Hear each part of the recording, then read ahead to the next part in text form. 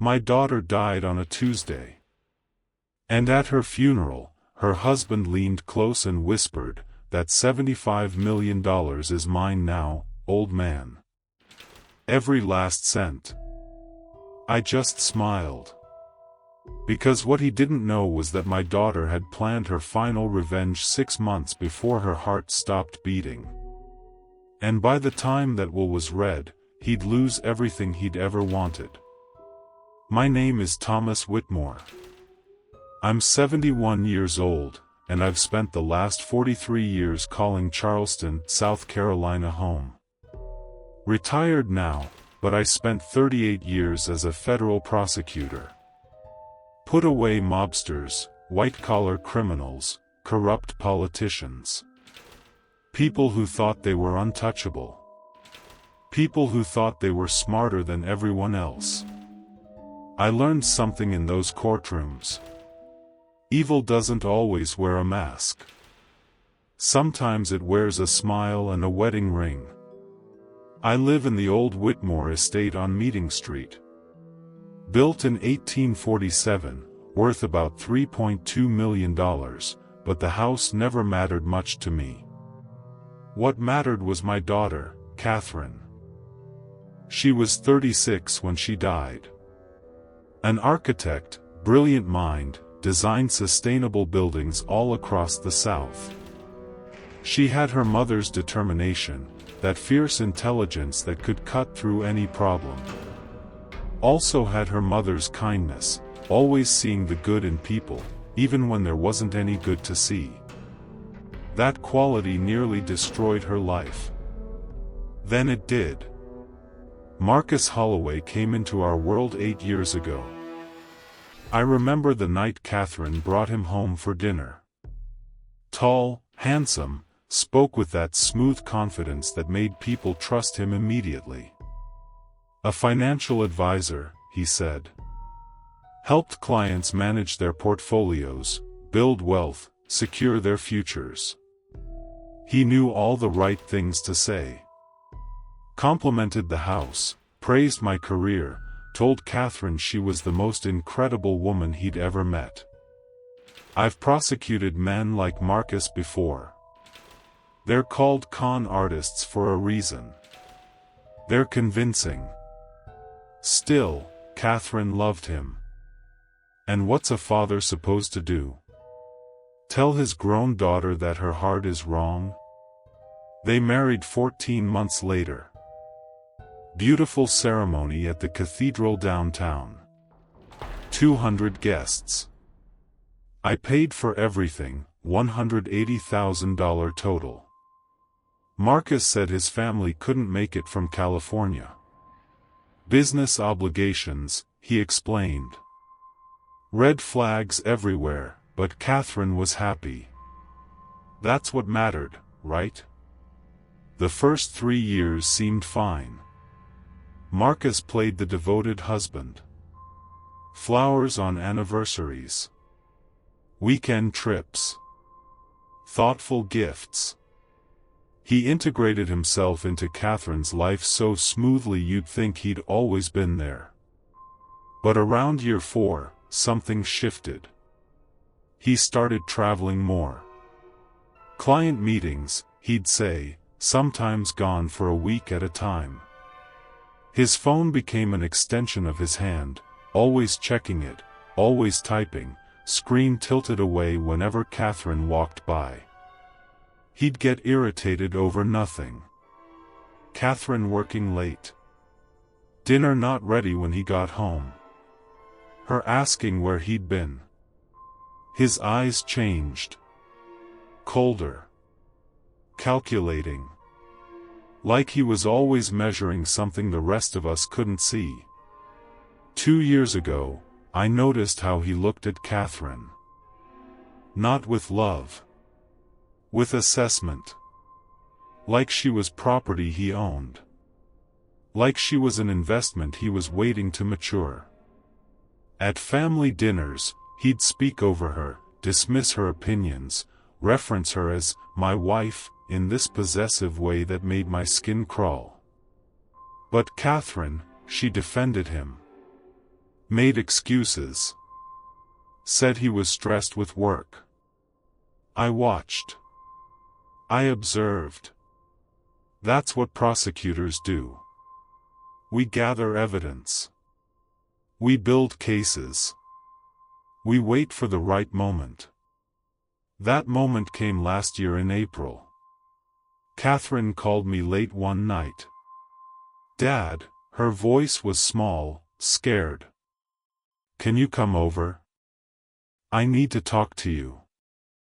I drove to their house in 15 minutes. Found her sitting in the kitchen, documents spread across the table. Medical records. Test results. "I'm sick," she said simply. "How sick?" Her hands were shaking as she showed me the cardiologist's report. Dilated cardiomyopathy. Advanced stage. Her heart was failing. "They're saying 6 months," Catherine whispered. "Maybe a year with treatment." "But Dad, it's not going to get better." The world tilted. My daughter, my only child, the person I loved most in this world, was dying. "We'll fight this," I said. "We'll get the best doctors. I've already seen the best doctors." Her eyes were dry but haunted. "This isn't something we can fight. It's something I have to accept." We sat there in that kitchen until sunrise. Talked about everything and nothing. Her childhood. Her mother, who'd passed 12 years earlier. Her dreams that would never be realized. And then she said something that changed everything. "Marcus doesn't know yet." I looked at her. "You haven't told your husband?" "Not yet." She stared at the medical reports. "I wanted to talk to you first. Because Dad, I need to tell you something else."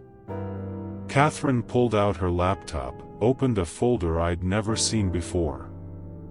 Bank statements. Credit card records. Text messages. "I've been documenting everything for the past 6 months," she said. "Ever since I found out about Jessica. Jessica Thornton. 29 years old. Marcus's assistant at his financial firm. Except she wasn't just his assistant. The text messages made that clear. So did the hotel receipts. The photographs Catherine had hired a private investigator to take. He's been stealing from me, Catherine continued, her voice eerily calm. Moving money from my accounts into offshore holdings I can't access. Small amounts at first, then larger. He's been planning this for years, Dad. Positioning himself to take everything when I die. I couldn't finish the sentence. He doesn't know I'm sick yet, Catherine said. But he's been researching life insurance policies. Asking questions about my estate planning. My inheritance from Mom. He's been calculating my net worth down to the dollar. She turned the laptop toward me. A spreadsheet. Detailed. Meticulous. My daughter's entire financial life reduced to numbers and projections. At the bottom, $75 million. "That's what I'm worth to him," Catherine said. "That's what he's waiting to collect." I felt something cold settle in my chest. 40 years of prosecuting criminals, and I'd never wanted to hurt someone as badly as I wanted to hurt Marcus Holloway in that moment. "What do you want to do?" I asked. Catherine closed the laptop. "I want to make sure he gets exactly what he deserves." Nothing. Over the next 3 months, Catherine grew sicker. The treatment slowed the deterioration but couldn't stop it. Her energy faded. Her skin grew pale. But her mind stayed sharp. And together, we planned. I brought in Ellen Vasquez, an estate attorney I'd worked with during my prosecutor days. Brilliant woman, absolutely ruthless when she needed to be. Catherine explained the situation. Ellen listened without interrupting, taking notes, her expression darkening with each detail. "So you want to ensure your husband receives no inheritance," Ellen said finally. "I want to ensure he's destroyed," Catherine corrected. "Legally. Completely. Publicly." Ellen smiled. It wasn't a pleasant smile. "I can do that." The new will was a masterpiece. On the surface, it looked straightforward. Catherine's $75 million estate would be divided as follows: $40 million to charitable foundations supporting heart research, $30 million to me, with instructions to establish a trust for future grandchildren Catherine would never have, and $5 million to Marcus Holloway. But that $5 million came with conditions. Conditions Marcus would never be able to meet. The inheritance is contingent on proof of fidelity throughout the marriage, Ellen explained. Your husband must provide documented evidence that he never engaged in extramarital affairs.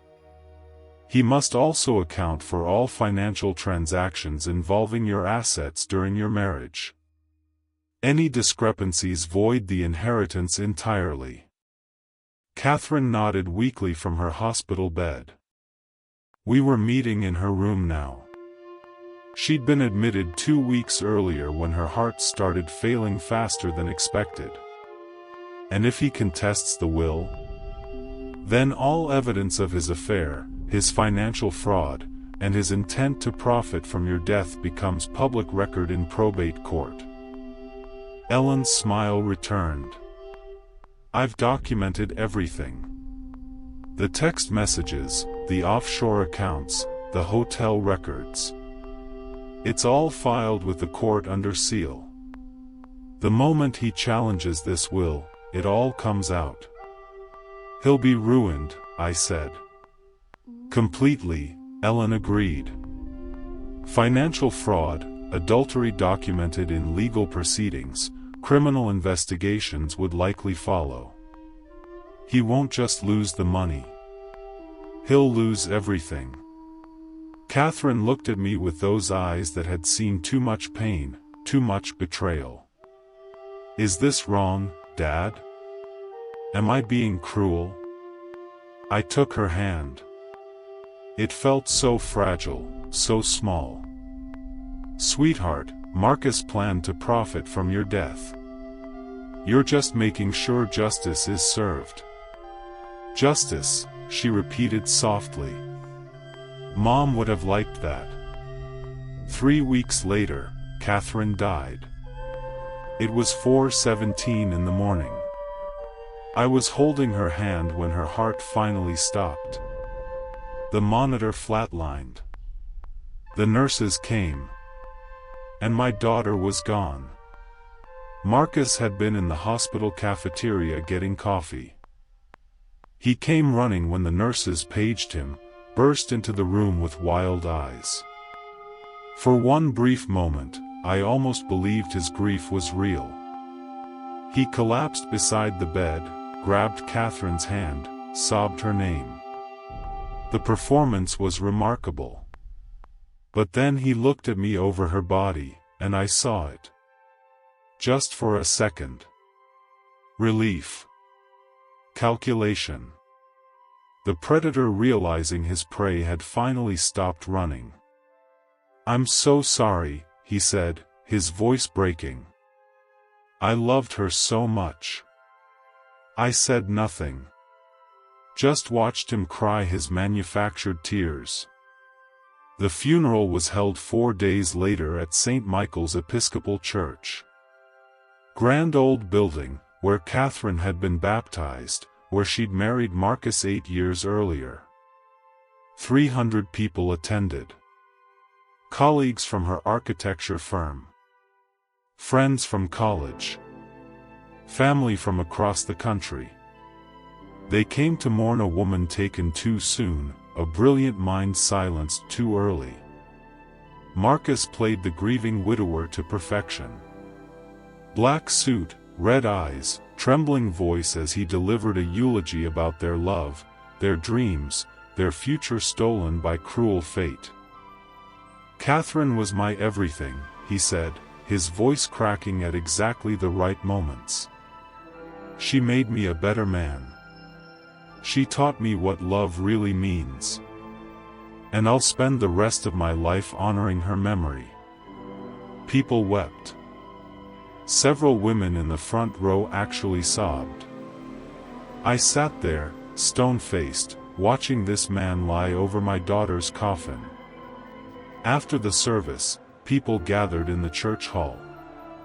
Food, coffee, quiet conversations.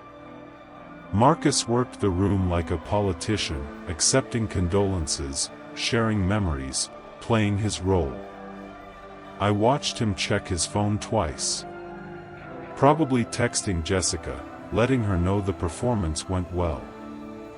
Then he approached me.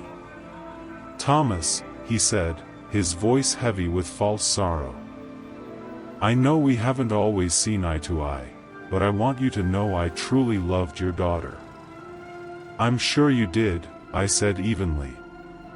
He leaned closer, and his expression shifted. Just slightly. The grief faded, replaced by something harder. "She left everything in order, didn't she?" he asked quietly. "Her estate, her assets. Everything's clear." "The will reading is tomorrow," I said. "Ellen Vasquez is handling everything." "Good." Marcus's smile was brief, controlled. "I'm sure Catherine wanted to make sure everything was taken care of properly." Then he leaned even closer, so close I could smell the coffee on his breath.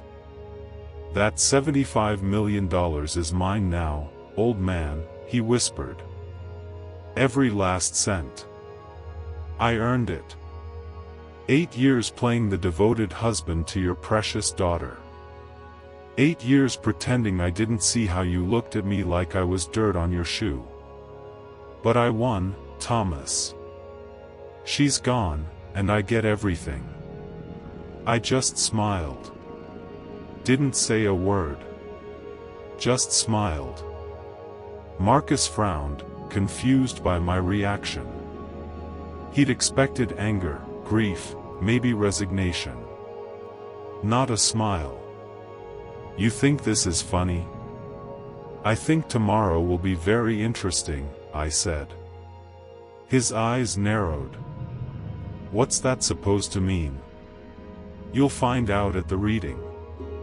I turned and walked away, leaving him standing there with that confused expression. Behind me, I heard him mutter something to someone, probably Jessica on the phone. The will reading was scheduled for 2 p.m. the next day at Ellen Vasquez's office on Broad Street. Marcus arrived early, dressed in an expensive suit, looking refreshed despite his supposed grief. Jessica Thornton came with him. That surprised me. She walked in with her hand on his arm, playing the supportive friend, but her eyes were bright with anticipation. They thought they were about to collect their prize. Ellen's conference room was elegant, all dark wood and leather chairs. She sat at the head of the table, a thick folder in front of her. I sat to her right. Marcus and Jessica sat across from us. "Thank you all for coming," Ellen began formally. "We're here to execute the last will and testament of Catherine and Whitmore Holloway." Marcus leaned forward, his hands folded on the table. The picture of respectful attention. Catherine's estate has been appraised at approximately $75 million, Ellen continued. This includes real estate holdings, investment portfolios, life insurance policies, and various assets accumulated during her lifetime. I watched Marcus's face. He couldn't quite hide the satisfaction in his eyes. 75 million. More than he'd ever dreamed of making legitimately. The estate is to be distributed as follows. Ellen opened the folder and began reading. $40 million to the American Heart Association and related cardiac research foundations. Marcus's smile faltered slightly. That was more than half gone already. $30 million to Thomas Whitmore, with instructions to establish an educational trust in Catherine's name. Marcus's jaw tightened. Now we were up to 70 million distributed, leaving only 5 for him. And finally, Ellen paused, looking directly at Marcus, $5 million to Marcus James Holloway. The relief on his face was almost comical. 5 million wasn't 75, but it was still more than most people saw in a lifetime. However, Ellen continued, and that single word made Marcus freeze. This inheritance is conditional. Conditional? Marcus's voice was carefully controlled. What does that mean? It means you must meet certain requirements to receive the $5 million, Ellen explained. First, you must provide documented proof that you remained faithful to Catherine throughout your marriage. Any evidence of extramarital affairs voids this inheritance entirely. The color drained from Marcus's face. Beside him, Jessica shifted uncomfortably.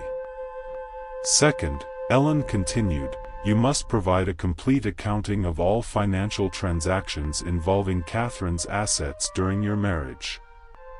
This includes any transfers, investments, or movements of funds you authorized or executed on her behalf.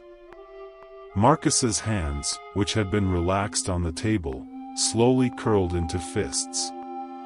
Any discrepancies, any undocumented transactions, any evidence of financial impropriety will void this inheritance and may result in criminal investigation. Ellen's voice was perfectly professional, but I caught the slight satisfaction in her eyes. Third, you must sign a sworn affidavit stating that you never wished for, planned for, or anticipated profiting from Catherine's death in any way. The silence in that conference room was absolute. Marcus stared at Ellen like she'd just spoken in a foreign language. His mouth opened, closed, opened again. This is ridiculous, he finally managed. Catherine would never. Catherine drafted this will herself, Ellen interrupted. While she was in the hospital, 3 weeks before her death. She was of sound mind, and her instructions were very clear. There's no way I can prove, Marcus caught himself, but too late. The admission hung in the air like smoke. Can't prove your fidelity? Ellen asked innocently. Why would that be difficult if you were faithful? Jessica stood up abruptly. I think we should go. Sit down, Miss Thornton, Ellen said sharply. You're named in the will as well. Jessica froze. What? Catherine left you something too. Ellen pulled out another document. A framed photograph of you and Marcus at the Belmont Hotel. Taken 6 months ago. She thought you might want a memento of your relationship. Jessica's face went white. Marcus looked like he might vomit.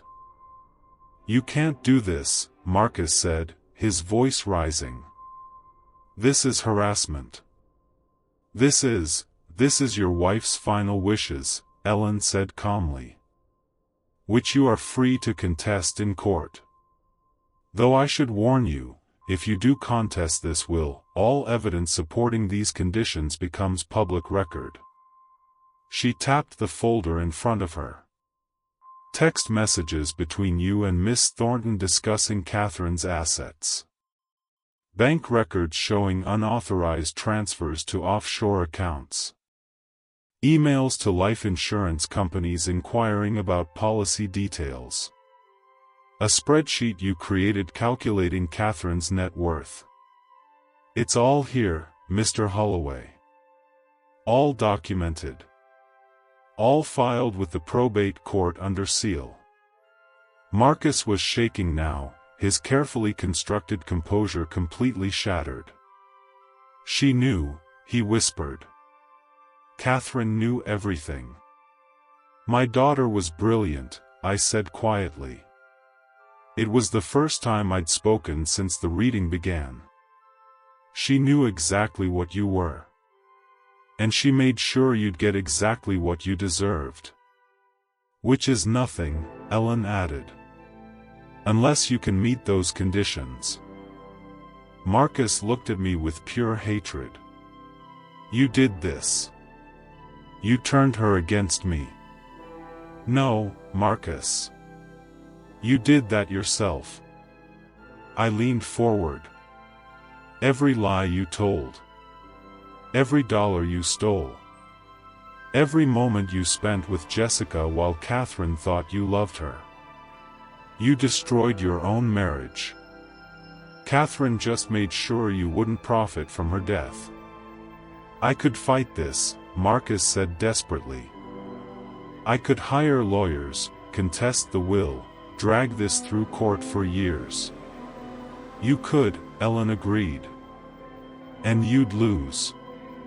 We have 8 years of documented evidence against you.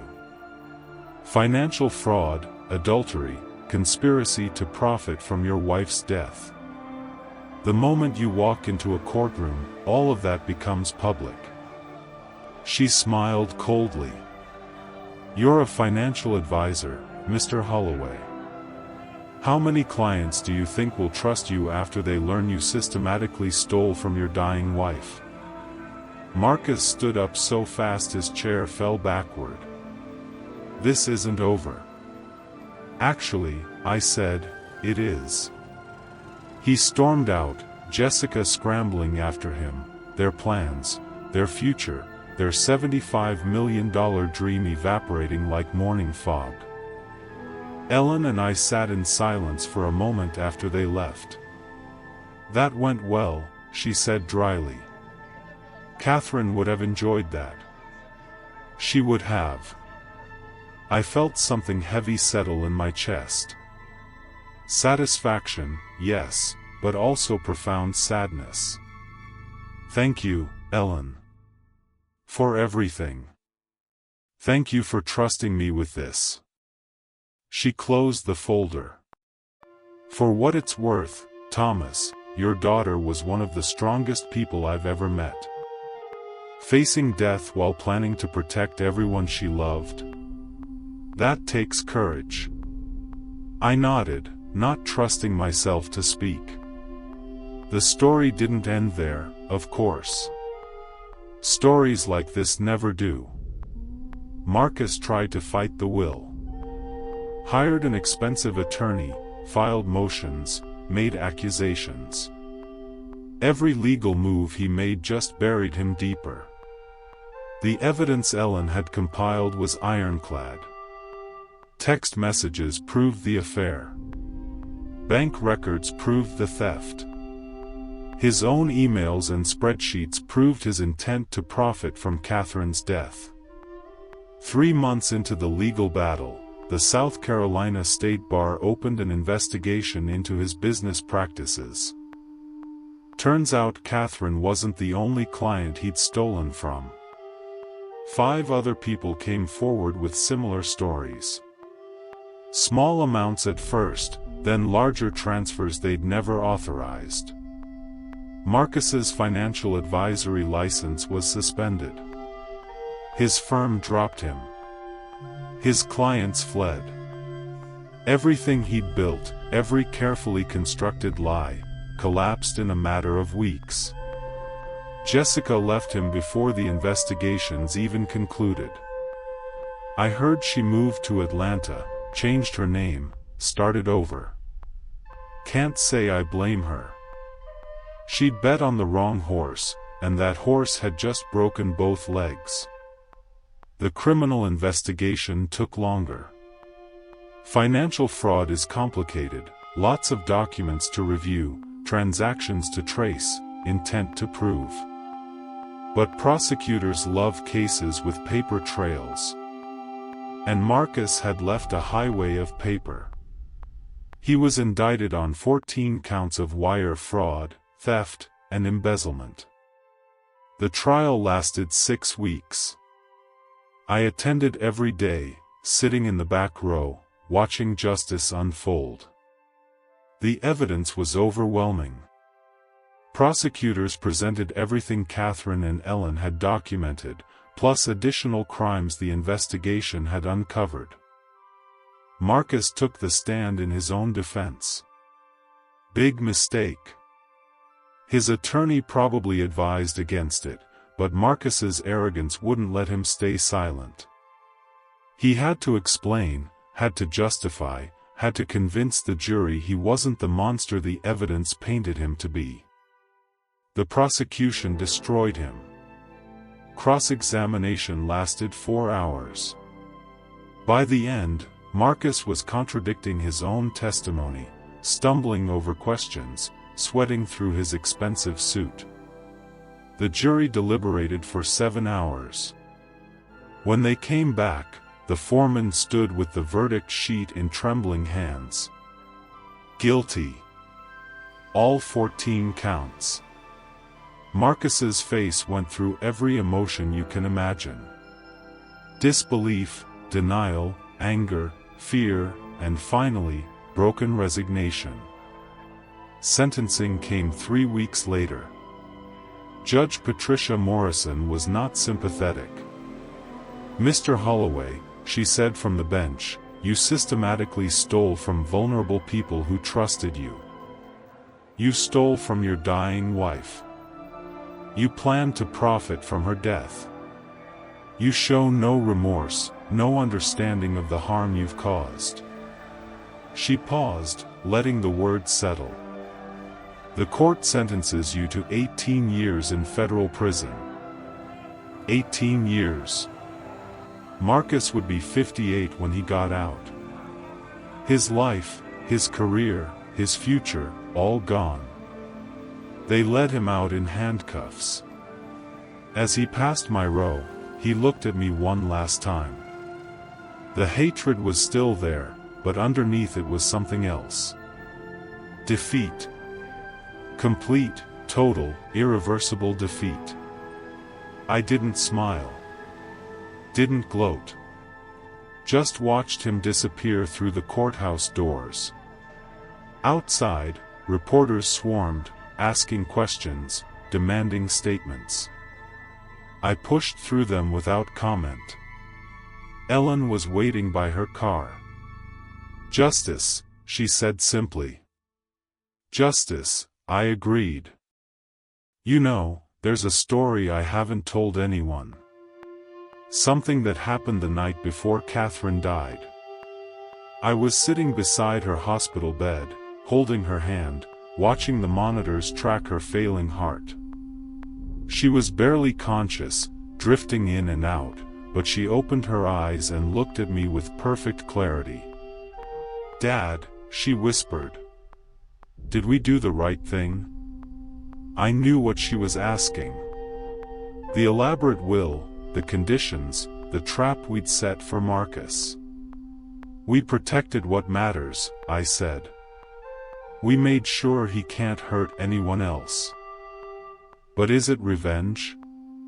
Or justice? I thought about that for a long time. "I think," I finally said, "justice and revenge look the same when the person deserves both." Catherine smiled. "Barely there, but real. Mom would have said something like that. Your mother was a wise woman." She was. Catherine's grip tightened slightly on my hand. Promise me something, Dad. Anything. Don't let this make you bitter. Don't let Marcus take anything else from us. He took 8 years of my life, my health, my trust. Don't let him take your happiness too. I felt tears burn my eyes. Sweetheart, promise me, she insisted, using the last of her strength. Promise you'll live. Really live. Not just survive. I promise. She relaxed then, settling back into the pillows. Good. Because Dad, you're a good man. You deserve to be happy. And somewhere, I think Mom's waiting to make sure you keep that promise. Those were the last coherent words my daughter ever spoke to me. 4 hours later, she was gone. Now, 6 months after Marcus's sentencing, I sit on the porch of the Whitmore estate and think about that promise. The house feels empty without Catherine. Always will. But I've started filling it with other things. Purpose. Meaning. The $30 million Catherine left me? I used most of it exactly as she wanted. The Catherine Whitmore Educational Trust now provides full scholarships to architecture students across the South. 50 kids this year will go to college because my daughter believed in second chances and building futures. I kept enough to maintain the house and live comfortably. Don't need much. Never did. But every morning, I walk through the rooms Catherine grew up in, and I remember her laughter, her determination, her brilliant mind. Some mornings are harder than others. Today is one of the hard ones. It's Catherine's birthday. She would have been 37. I'm sitting in the library, looking at old photo albums, when my phone rings. Unknown number. I almost don't answer, but something makes me pick up. Mr. Whitmore? A woman's voice, hesitant. This is Thomas Whitmore. My name is Rachel Chen. I'm one of this year's Catherine Whitmore Scholarship recipients. I just wanted to call and say thank you. I sit up straighter. That's very kind of you. It's more than kind, Rachel says, her voice thick with emotion. Mr. Whitmore, I'm a single mother with 2 kids. I've been working 3 jobs trying to save money for college, but it was never enough. Your daughter's scholarship didn't just give me an education. It gave me hope. I feel something tight in my chest loosen. Catherine would be glad to hear that. I read about her, Rachel continues. About what she accomplished, what she built. I'm studying architecture because of her. Because if someone that talented believed in helping people like me, then maybe I can do something meaningful too. We talk for 20 minutes. Rachel tells me about her designs, her dreams, her plans to create affordable housing for families like hers. By the time we hang up, I'm smiling through tears. That evening, I'm still thinking about Rachel's call when I hear a knock at the door. I open it to find Ellen Vasquez standing on my porch, briefcase in hand. Ellen? Is everything all right? Everything's fine, she says. But I have some news you might want to hear. We sit in the library, and Ellen pulls out several documents. Marcus's victims, she says. The other people he stole from? They've been filing civil suits. Between the criminal restitution and the civil judgments, they're recovering most of what he took. That's good news. It gets better. Ellen smiles. Marcus also owned several properties, investments, assets he acquired during his marriage to Catherine. Since the court determined those assets were purchased with stolen money, they're being liquidated. Guess what the total value is? I shake my head. Almost $5 million. The irony isn't lost on either of us. The exact amount Catherine had conditionally left him in her will. That money is being distributed among his victims, Ellen continues. Including Catherine's estate. You'll be receiving a check for approximately $1.8 million, representing funds Marcus transferred from her accounts over the years. I lean back in my chair. Catherine had already won. But somehow, she'd won again. You know what I've learned in 71 years? Evil often defeats itself. You don't always have to destroy it. Sometimes you just have to expose it and let it collapse under its own weight. Marcus thought he was clever. Thought he'd married a naive woman with money and a dying father who'd be too grief-stricken to notice the theft. He underestimated both of us. But more than that, he underestimated Catherine. My daughter knew she was dying. She had 6 months to live, maybe less, and she could have spent that time angry, bitter, focused on her stolen life. Instead, she spent it building a trap so perfect, so legally airtight, that Marcus never saw it coming. That's not revenge. That's architecture. Designing a structure so carefully that it stands long after the builder is gone. Before I finish this story, I want to tell you about something else that happened last month. Something that reminded me why Catherine's plan mattered. I received an email from a woman named Patricia Marks. She'd been one of Marcus's clients, an elderly widow he'd stolen $80,000 from over 2 years. She wrote, "Mr. Whitmore, I never met your daughter, but I want you to know she saved my life. Not just my money, though getting that back means everything. She saved my faith in justice. When Marcus stole from me, I thought I'd been a fool. Thought I deserved it somehow. But your daughter proved that evil doesn't win just because it's clever. She proved that good people can fight back and win. I'm 73 years old, and I needed to believe that was still true. I read that email 5 times. Then I printed it and put it in the photo album next to Catherine's picture. My daughter had been gone for 8 months, but she was still protecting people, still making the world a little bit better. That's legacy. Not money, not property, not even the buildings she designed. Legacy is the lives you touch, the people you protect, the justice you serve even from beyond the grave. Speaking of protecting people, I should mention what happened to Jessica Thornton. About 4 months after Marcus's sentencing, I got a call from Ellen. Jessica had reached out, wanted to meet. I almost said no. What could she possibly have to say that I'd want to hear? But curiosity got the better of me. We met at a coffee shop downtown.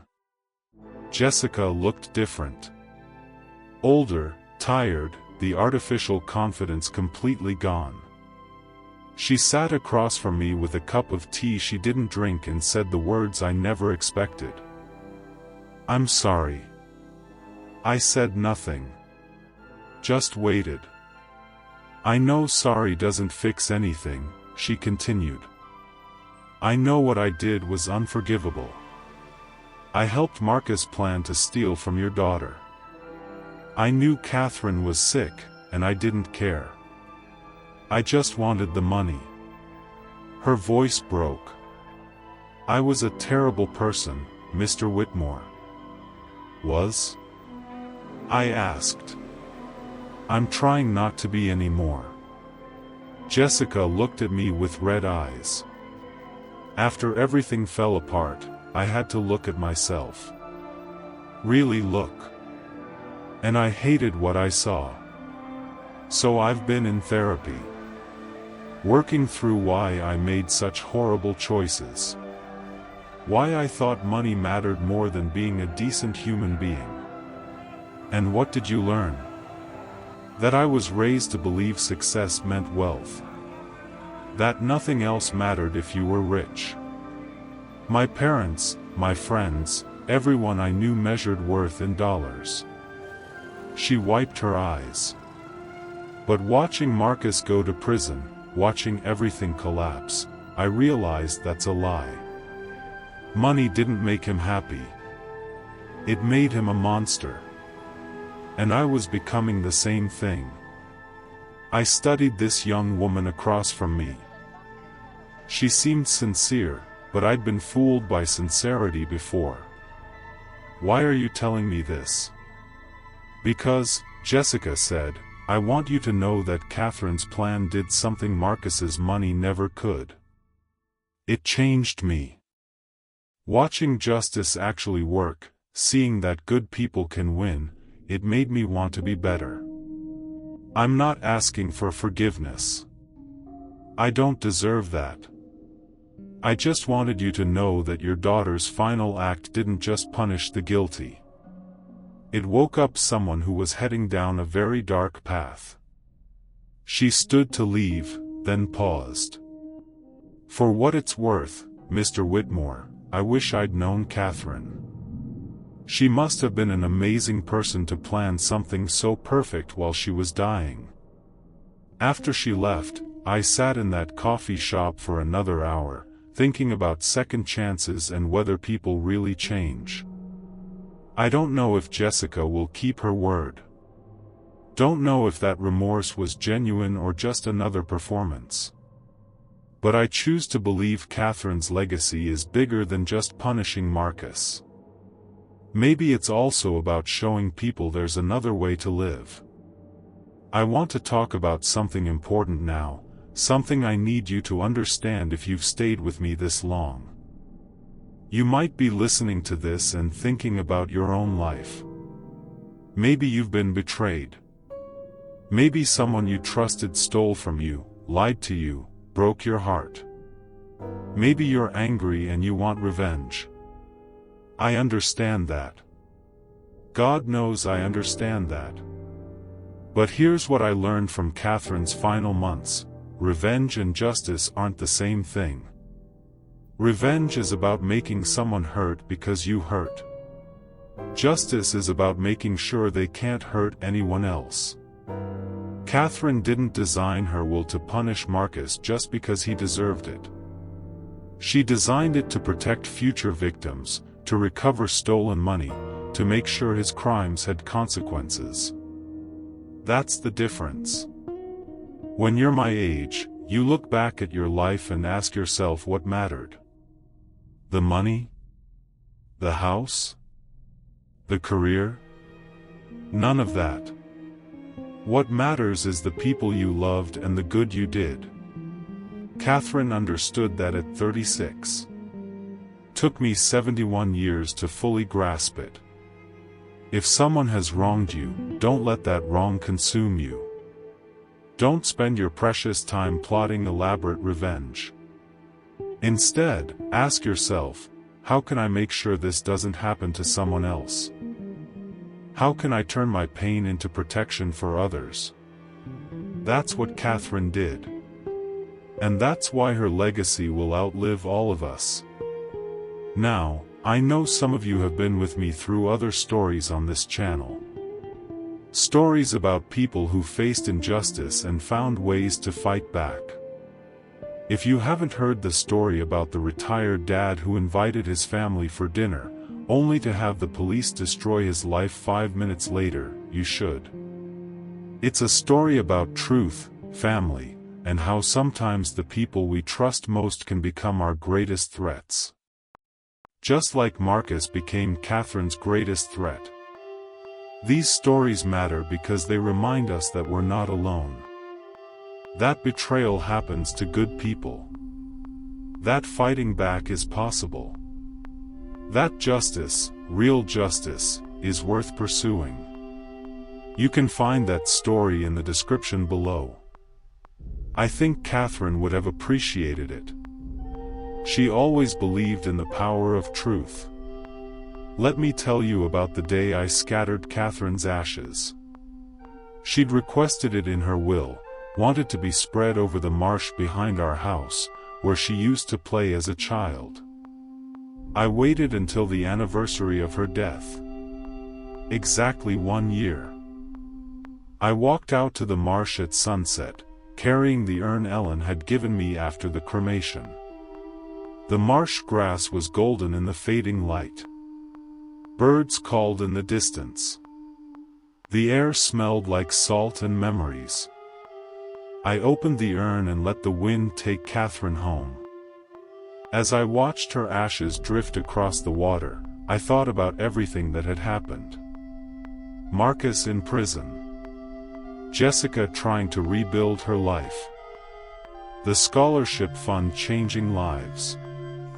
The victims recovering their money. All of it connected to my daughter's final plan. "You did good, sweetheart," I said to the wind. "You did real good." I like to think she heard me. I like to think wherever she is now, reunited with her mother, she knows that her life mattered. That her death wasn't just tragedy. It was transformation. The walk back to the house felt lighter somehow.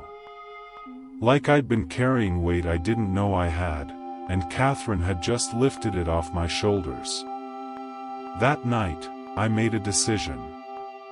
I was going to keep my promise. The one about living, not just surviving.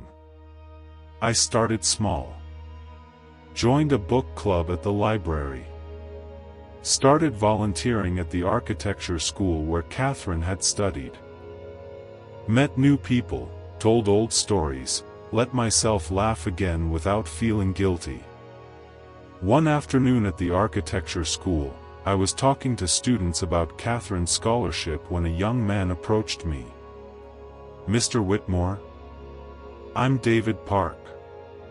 I'm working on my thesis about sustainable design, and I've been studying your daughter's work.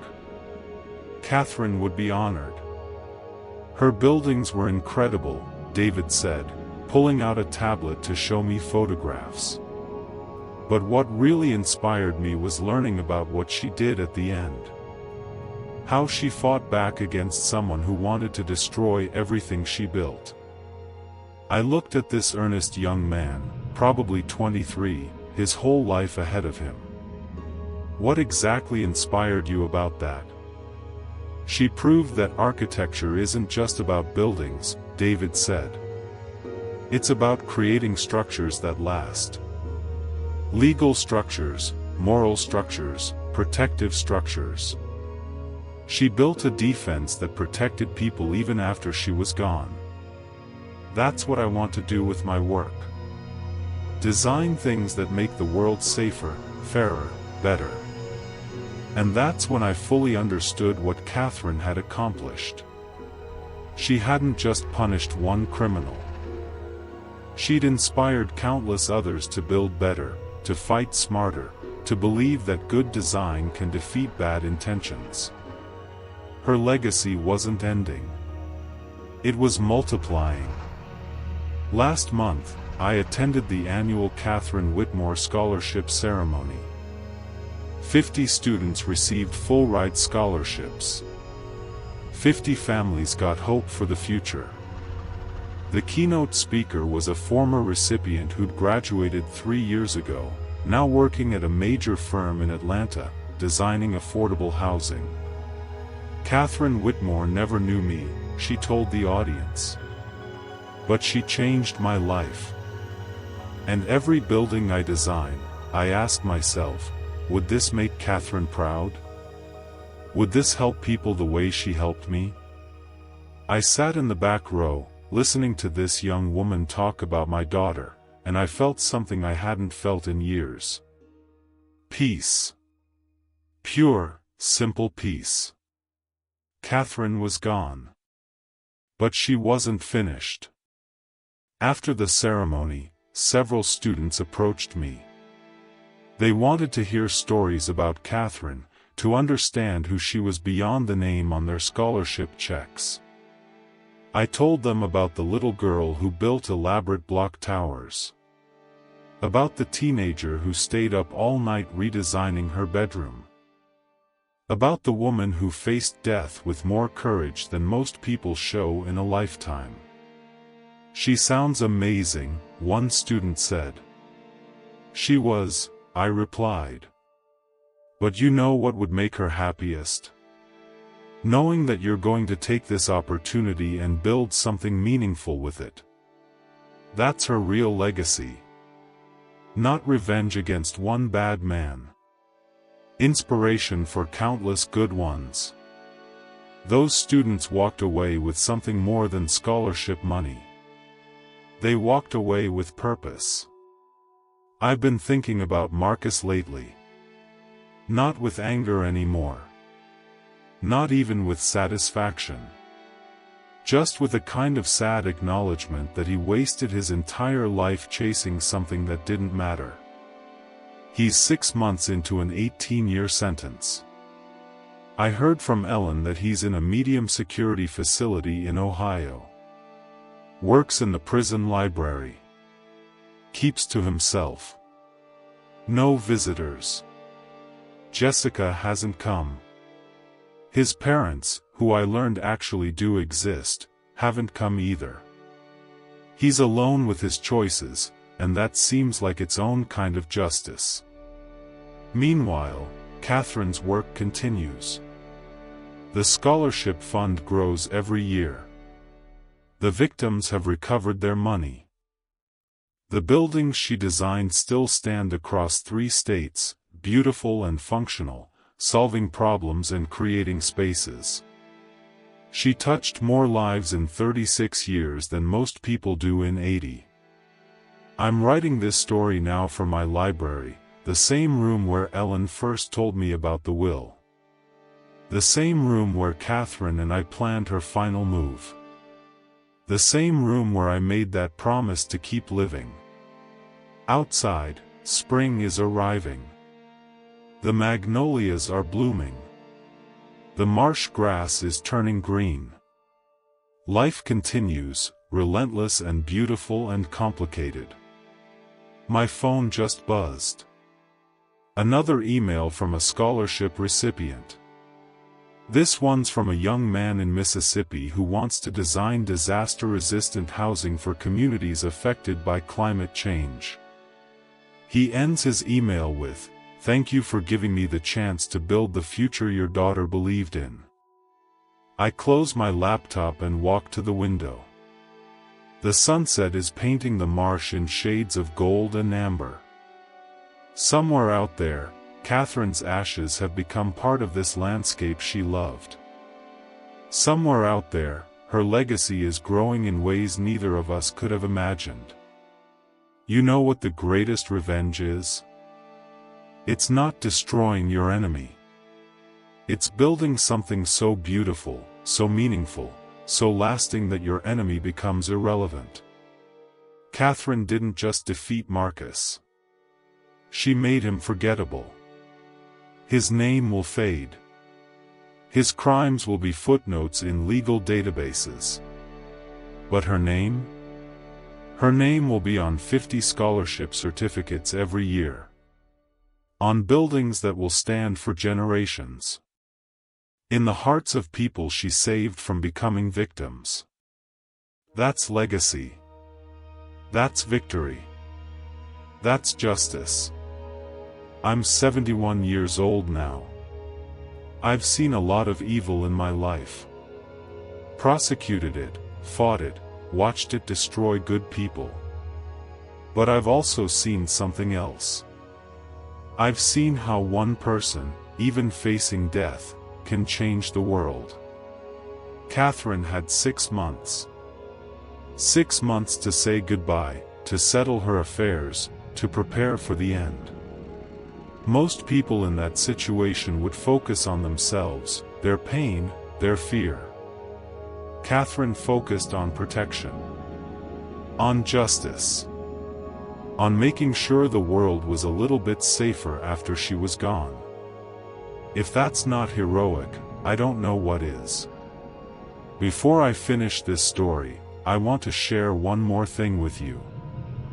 Something I found in Catherine's belongings after she died.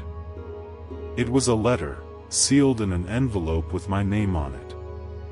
Ellen gave it to me after the will was executed. I waited 3 months before I could bring myself to open it.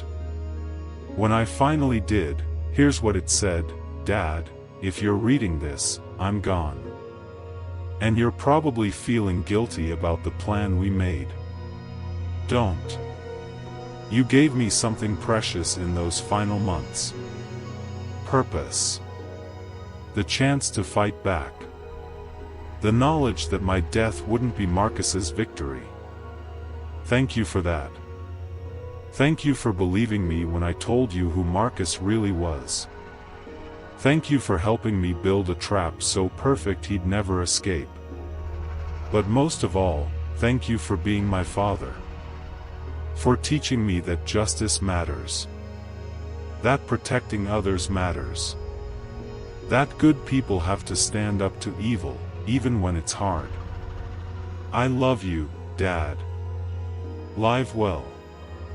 Build something beautiful with the time you have left. And remember, we won. Love always, Catherine." I keep that letter in my desk drawer now. Read it on hard days. Read it when I need to remember why all of this mattered. You know, if you've been following along with these stories here on Grandpa's front porch, you've heard about different kinds of betrayal. Different ways people fight back against injustice. Each story is different, but they all share something in common: the belief that good people can win. If you haven't heard the story about the retired dad whose life was destroyed in 5 minutes when police showed up at his family dinner, you need to. It's a powerful reminder that sometimes the people we trust most can become our greatest threats. Just like Marcus was to Catherine. These stories matter because they show us we're not powerless. That even when facing overwhelming odds, even when dying, even when the deck seems stacked against us, we can still fight back. We can still win.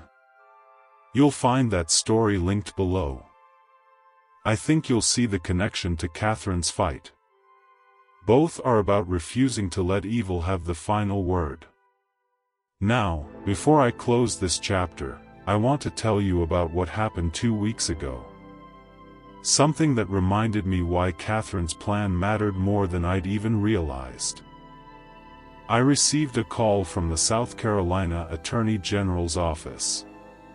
They wanted to meet with me about using Catherine's case as a model for new legislation protecting vulnerable people from financial predators. We met in Columbia, in a conference room overlooking the State House. 3 attorneys, 2 legislators, and a representative from the AARP. Mr. Whitmore, the lead attorney, said, "Your daughter's will was brilliantly constructed. It not only protected her assets but created a legal framework that could help countless other victims." They showed me draft legislation they were calling Catherine's Law. It would strengthen protections for people facing terminal illness, create stricter penalties for financial exploitation, and establish legal mechanisms to claw back stolen assets even after the victim's death. If this passes, one of the legislators said, "Your daughter's legacy will be written into state law. She'll be protecting people forever." I sat there, looking at these documents with Catherine's name on them, and I felt tears running down my face.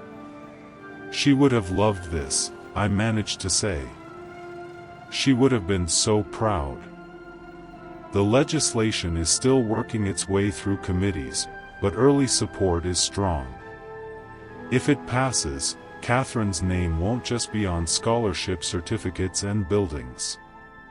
It'll be in the law books, protecting the vulnerable, punishing predators, making the world a little bit safer. That's architecture of a different kind. Building structures that protect people from their worst instincts and other people's worst intentions. Catherine understood that. Even dying, even betrayed, even heartbroken, she understood that the fight wasn't just about Marcus. It was about everyone who came after. I think about that a lot these days. About legacy and purpose and what we leave behind when we're gone. Most people leave money, property, maybe some good memories. Catherine left a blueprint for justice. She left inspiration for students. She left protection for future victims. She left proof that even death doesn't have to be defeat. Last week, I was cleaning out the attic and found boxes of Catherine's childhood things. Drawings, school papers, projects she'd worked on. One caught my attention. An essay she'd written in 5th grade about what she wanted to be when she grew up. I want to be an architect, she'd written in careful cursive. Not just someone who designs buildings, but someone who builds things that help people. I want to create spaces where people feel safe and happy. I want to solve problems with design. I want to make the world better one structure at a time. She was 10 years old when she wrote that. And she spent the next 26 years making it true. Even her death was architecture. A carefully designed structure that solved a problem, protected people, and made the world better. I put that essay in a frame and hung it in the library. Visitors ask about it sometimes. I tell them it's a mission statement. My daughter's life purpose, written before she was old enough to understand how perfectly she would fulfill it. The scholarship ceremony is coming up again soon. Year 3 of the Catherine Whitmore Educational Trust. This year we're funding 60 students, up from 50 last year. The fund has grown beyond anything I imagined. Donations come in from former recipients, from people who heard Catherine's story, from architects who admire her work. One donation was particularly meaningful. It came from Patricia Marks, the elderly widow Marcus had stolen from. She sent a check for $5,000 with a note, "This is part of the money your daughter helped me recover. I want it to go to someone who will use it to build good things, not steal from others. Thank you for raising such a remarkable woman." I called Patricia to thank her. We talked for over an hour. She told me about her late husband, about how lonely she'd been, about how Marcus had seemed so trustworthy. "Your daughter saved more than my money," Patricia said. "She saved my faith in humanity. Knowing that someone facing death cared enough to protect strangers like me? That's something special, Mr. Whitmore. That's something rare." After we hung up, I sat in my library and thought about all the lives Catherine had touched. The students she'd never meet. The victims she'd helped. The people inspired by her story. Evil had tried to win.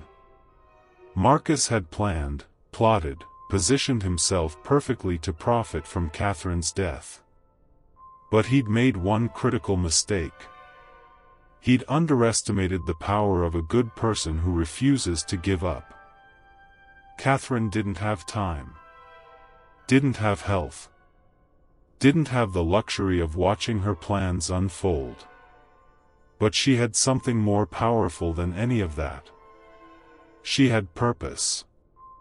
She had determination. She had the absolute certainty that justice mattered more than comfort, that protecting others mattered more than her own pain. That's the real lesson here. Not that revenge is sweet, though I won't lie, watching Marcus get sentenced had its satisfactions. The real lesson is that the best way to defeat evil is to build something so good, so lasting, so meaningful that evil becomes irrelevant in comparison. Marcus is in prison. Catherine is everywhere. In the scholarship fund. In the buildings across 3 states. In the hearts of students she's helping. In the law that might bear her name. In the victims she protected. In the story I'm telling right now. He wanted to erase her and take everything she'd built. Instead, she erased him and built something he could never touch. That's victory. That's legacy. That's my daughter. I'm in my workshop now, the same place I've spent thousands of hours over the years. I've started a new project. A miniature model of Catherine's first building, the community center she designed fresh out of graduate school. It's intricate work. Tiny windows, detailed brickwork, a small bronze plaque with her name on it. My hands aren't as steady as they used to be, but they're steady enough for this. As I work, I think about all the hours Catherine and I spent together in this workshop when she was young. She'd sit at the bench beside me, working on her own projects, asking questions about angles and proportions and how to make things that last. "Dad," she asked me once, maybe when she was 12, "how do you know if something you build is good?" I'd thought about that carefully before answering. "Good things serve a purpose beyond themselves," I told her. "They make life better for others. They solve problems. They last." She'd nodded seriously, as if I'd revealed some profound truth. Looking back, I think she took that lesson to heart. Every building she designed served a purpose. Every decision she made, even at the end, was about solving problems and making life better for others. The miniature is almost complete now. When I finish it, I'm going to donate it to the architecture school. Let students see what Catherine built with her first commission. Let them understand that legacy starts with your first project, not your last. Tomorrow is Catherine's birthday again. Year 2 since she's been gone. I'm planning something different this year. Instead of sitting alone with memories, I'm hosting a gathering at the house. Scholarship recipients, former colleagues, students, friends. People whose lives Catherine touched. We're going to share stories, celebrate her life, and announce the expansion of the scholarship fund. Ellen will be there. So will several of the victims Marcus stole from, now recovered and rebuilding. Even David Park, that young man inspired by Catherine's work, is flying in from Atlanta. It won't be sad. Catherine wouldn't want sad. It'll be a celebration of what she built, what she fought for, what she achieved in 36 years that most people don't accomplish in 80. And somewhere, I like to think she'll be there too. Not literally, not in any way I can see or touch. But in the stories we tell, the lives we've changed, the purpose we've found. That's how the dead live on. Not in our grief, but in our continuation of their work. I learned something important these past 2 years. Grief doesn't go away.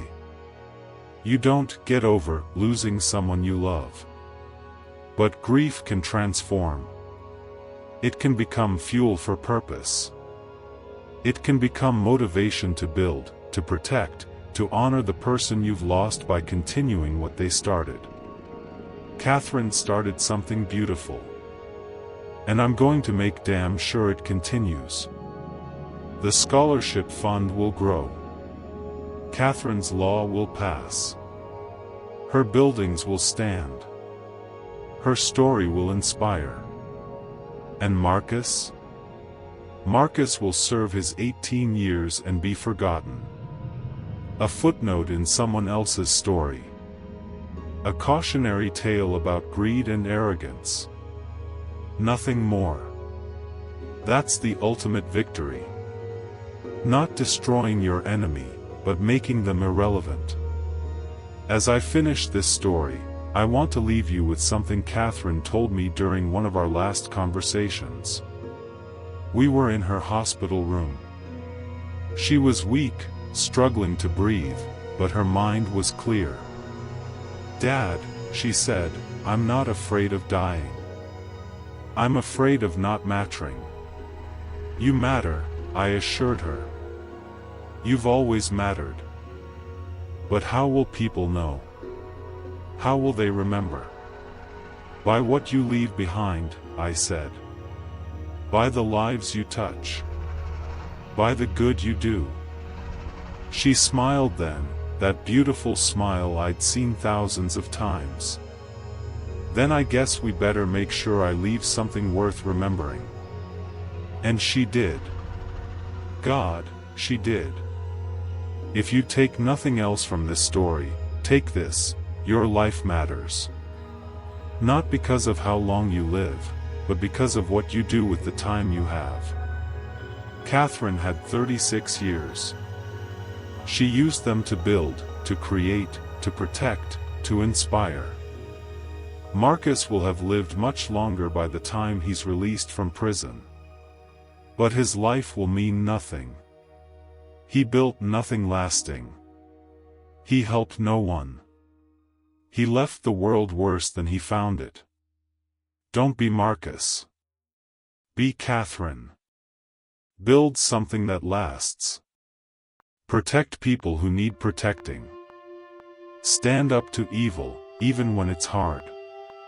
Live a life that matters, not just to you, but to others. That's the real revenge against injustice. Not hurting those who hurt you, but building something so good they can't touch it. That's legacy. That's victory. That's how my daughter won. The sun is setting over the marsh now. The same marsh where I scattered Catherine's ashes. The same marsh where she played as a child. The same marsh that will be here long after I'm gone, carrying a part of my daughter in every tide, every season, every sunset. I'm going to pour myself a glass of bourbon, Catherine's favorite, and walk out to the porch. I'm going to sit in the old rocking chair and watch the light fade over the water. And I'm going to make a promise to my daughter.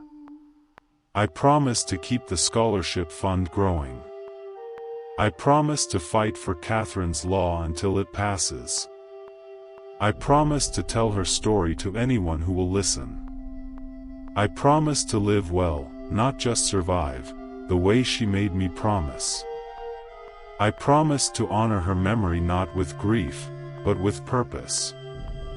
That's what she would want. That's what she deserves. And that's what I'm going to give her. Because at the end of the day, we don't defeat evil with violence or revenge or hatred. We defeat it by building something so beautiful, so meaningful, so lasting that evil becomes powerless in comparison. Catherine understood that. Even dying, even betrayed, even facing the ultimate injustice of a life cut short. She understood that the best revenge is living well and helping others do the same. So here's to you, Catherine. Here's to your buildings that still stand. Here's to your scholarship that still grows. Here's to your law that will protect others. Here's to your legacy that will never fade. And here's to every person listening to this story who's been betrayed, who's been hurt, who's been knocked down by people they trusted. You can win. You can fight back. You can build something beautiful from your pain. Just like Catherine did. Just like I'm doing now. Just like you can too. The marsh is darkening now. The stars are coming out. And somewhere in that vast universe, I believe my daughter is smiling.